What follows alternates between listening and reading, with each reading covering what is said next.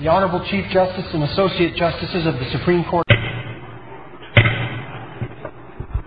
The House will come to order. The Senate will come to order.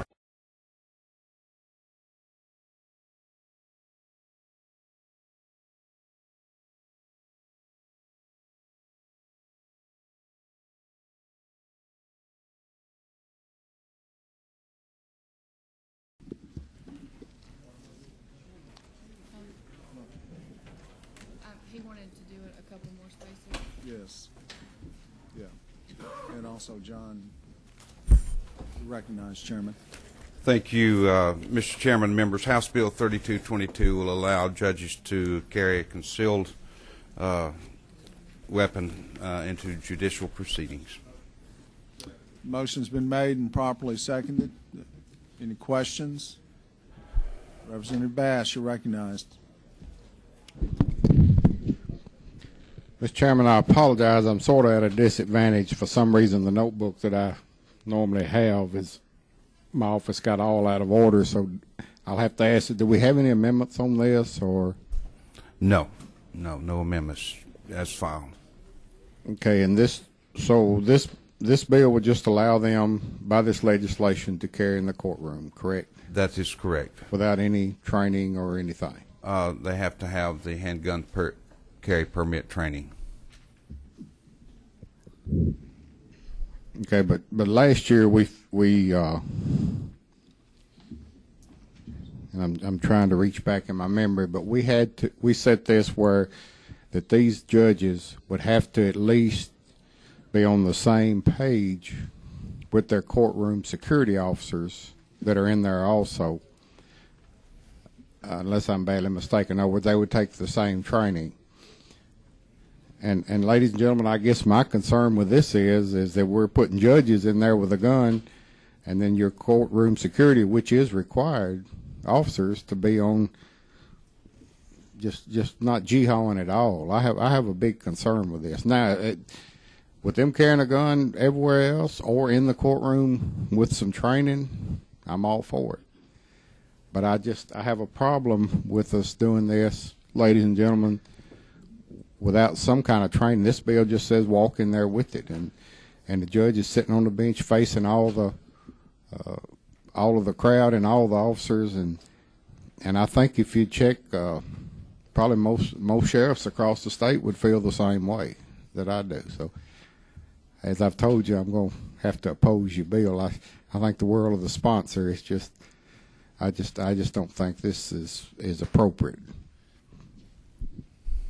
Representative Lundberg, you're recognized.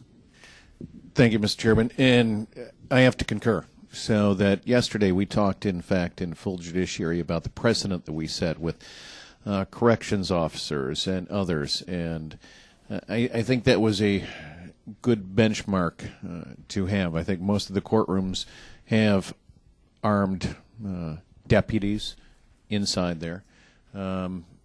And again, this is one of those, when we open the door and start slicing out for specific areas, we made that point yesterday in full judiciary, and I concur with that. So thank you, Mr. Chairman.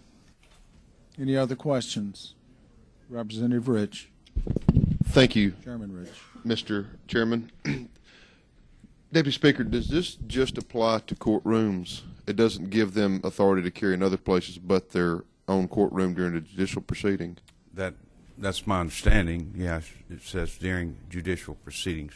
But it doesn't, like, for example, that a lot of other courthouses from another county, if they were a judge in, say, Fayette County, and they were going to do something at the Hardeman County Courthouse, which is posted, they wouldn't be allowed to carry in there. They would, the same restrictions that apply to any other citizen would apply under this. Is that? I think that's correct. But am I reading that right? I think if we could ask your legal staff to answer that question. Okay. I just wanted to verify that. I think that the question is, for legal, is if a judge is not acting in his official capacity as a judge and he were to go into a facility that was posted, the same requirements would apply to he or to the judge as any other handgun permit holder. Recognize legal. Katie Atkins, Office of Legal Services. That is correct, Representative Rich. It is only when the judge is in the actual discharge of his or her official duties. Okay, I just want to draw a small comparison. I believe yesterday what we were trying to do is give the corrections officers a right to carry at all times, which would then make the posting requirements not apply. And I just wanted to make sure that this was a little different than that. Would I be correct in saying that? That the posting requirements, unless they were in their own courtroom, would still apply, which is unlike the bill we had yesterday, which basically made posting requirements unapplicable to corrections officers if it had passed. Recognize Katie.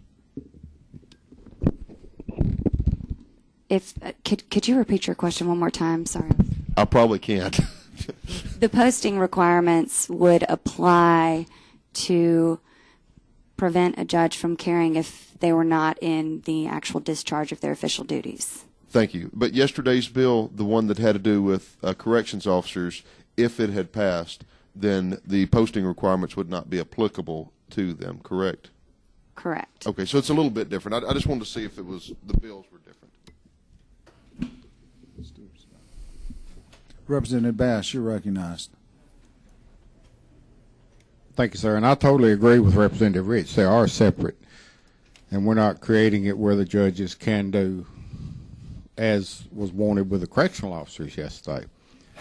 But my main concern, and I'm echoing what I said earlier, but my main concern is with somebody who has been charged with that courtroom security, that I just feel that everybody with a weapon in that courtroom should be on the same page.